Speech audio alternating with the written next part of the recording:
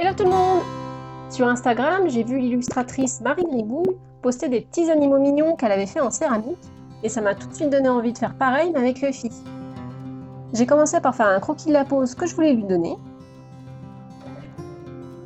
Ne sachant pas comment faire de la céramique, j'ai utilisé la sorte d'argile là qui est vendue chez Action. J'ai commencé par prendre une boule de la taille d'une noix pour faire la tête, que j'ai pincée sur les côtés pour faire les joues. Pour faire les oreilles, j'ai pris une toute petite boule de pâte que j'ai aplatie et modelée pour faire un triangle. Et je n'ai plus qu'à venir fondre ce triangle sur le haut de la tête avec mon doigt et un petit peu d'eau. Franchement ça se fait vraiment très bien je trouve avec cette pâte. Et rebelote pour l'autre oreille. Pendant que la pâte était encore fraîche, j'ai essayé d'amincir un petit peu la boule avec de l'eau pour faire un visage plus fuselé. Pour dessiner les poils des joues, j'ai utilisé un cutter et j'ai tracé 2 traits. Ensuite, je me suis attaquée au corps. J'ai pris une boule environ 1,5 fois plus grosse que la tête et j'ai fait une forme de poire. Au début, je pensais mettre la tête directement dessus comme ça, mais ça manquait quand même d'un coup. Donc avec une petite boule roulée en boudin, j'ai fait le coup et pour lier le tout, j'ai utilisé un cure-dent. Mon premier essai, pas top, le coup était beaucoup trop gros, donc je l'ai diminué de moitié.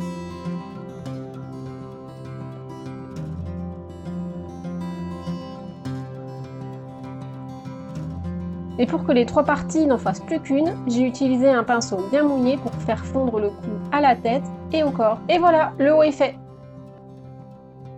J'ai continué en faisant les jambes. Pour ça, j'ai fait des boudins, gros à la base et plus fin au bout pour le pied. Je regarde si ça va et je le colle au buste avec de l'eau. Et comme pour les oreilles, je suis venue fondre les jambes au buste avec mes doigts.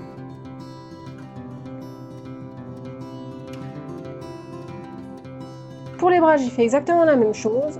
Des boudins gros à la base et plus fins au bout, que j'ai lié au buste avec un pinceau mouillé, puisque mes doigts étaient trop gros pour bien avoir accès à cet endroit.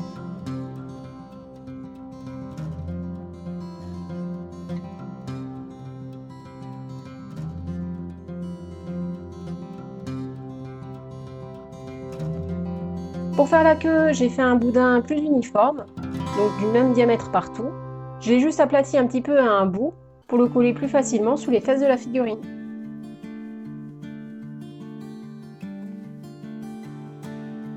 Et enfin, pour délimiter les doigts, j'ai utilisé un cutter et j'ai fait des petites rainures.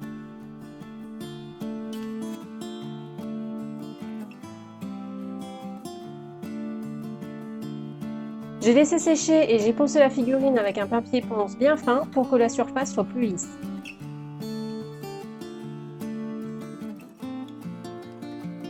Et puis j'ai fait des petites retouches ici et là en rajoutant un peu de pâte et en la fondant avec beaucoup d'eau.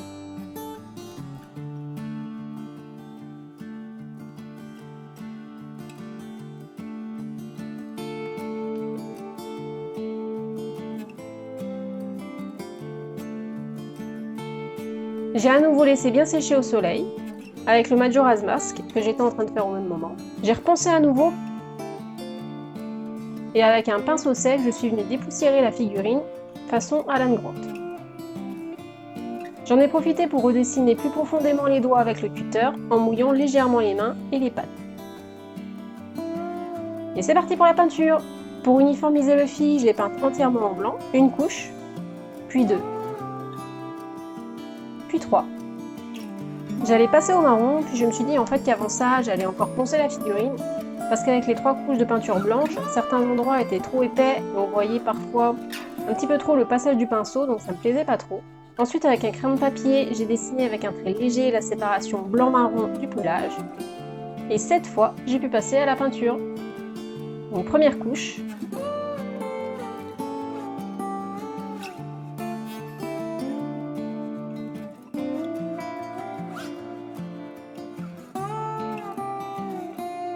Deuxième couche. Et puis pour la troisième, je trouvais finalement mon marron trop foncé, donc j'ai éclairci avec du blanc.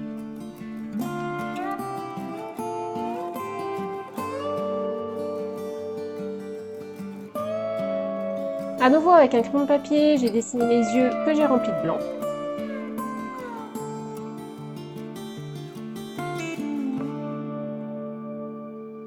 J'ai de nouveau passé un petit coup de papier ponce sur les yeux parce que, avec toutes mes couches de peinture, certains endroits étaient trop épais. Et en attendant que le blanc des yeux sèche, j'ai peint les tigrures de Luffy avec un marron que j'ai foncé avec du noir et j'en ai passé 2 couches.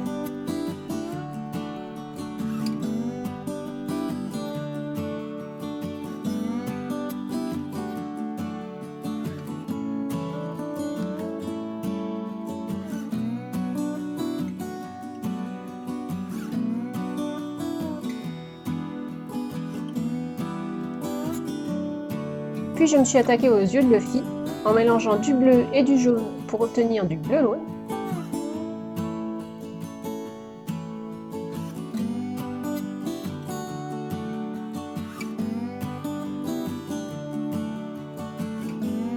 Avec du rose bien clair, j'ai fait les coussines tout mignons. J'ai utilisé un cure-dent parce que je trouvais la finition beaucoup plus propre qu'avec un pinceau. Et avec ce même rose, j'ai fait les petites joues.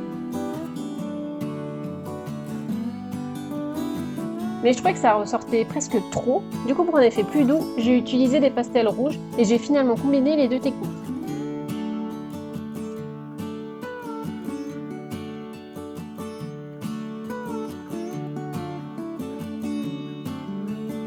Toujours avec un cure-dent, j'ai dessiné le petit museau avec un marron très foncé.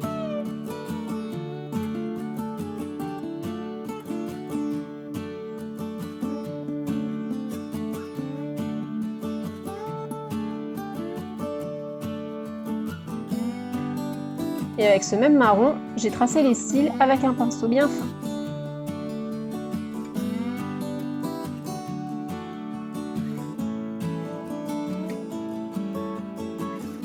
Je suis venue faire l'éclat de lumière dans les yeux avec du blanc à l'aide d'un cure-dent. J'ai gommé certains défauts ici-là avec le marron clair de la base du pelage, puis j'ai terminé par la bouche et les petits doigts avec du marron foncé.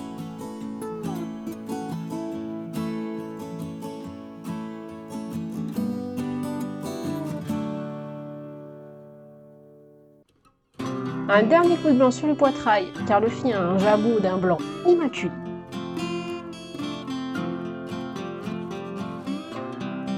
Et voilà, une petite Luffy de poche.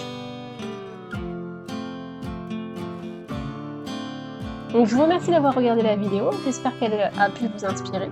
Et je vous dis à la prochaine. Salut!